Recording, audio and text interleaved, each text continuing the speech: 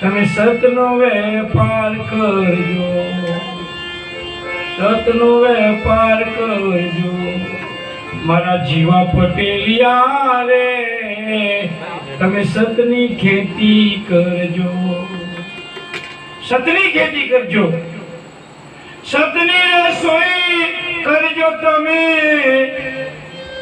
ધ્યાન ધણીનું ધરજો રે મારી ભલી બેનડિયું રે, તમે સતની રસોઈ કરજો।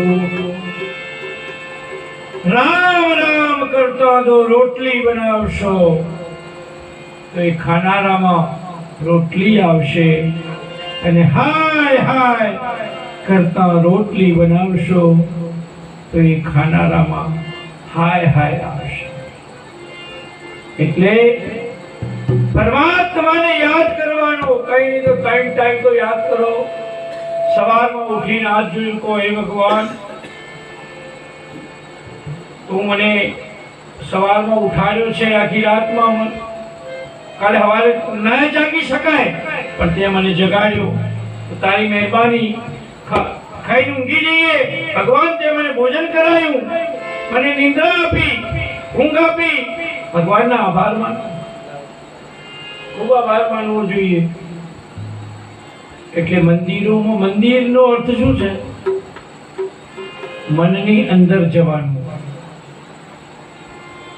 ઘણા એક માણસ મને એમ કહેતો હતો કે આ બધા દીવા કરવાના હોય ને, ઘી બાળવાનું હોય ને, અગરબત્તી બાળવાનું હોય, એના કરતા ગરીબને પૈસા આપી દઈએ તો શું હતો?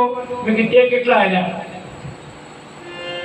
તું રોજ માનો 10 રૂપિયા, માનો પૂજા પાઠમાં જાય, માની લો કે 10 રૂપિયા જાય તો મહિનાના 300 તે બચાવી અને ગરીબને કહે તો 100 રૂપિયા આલ્યા।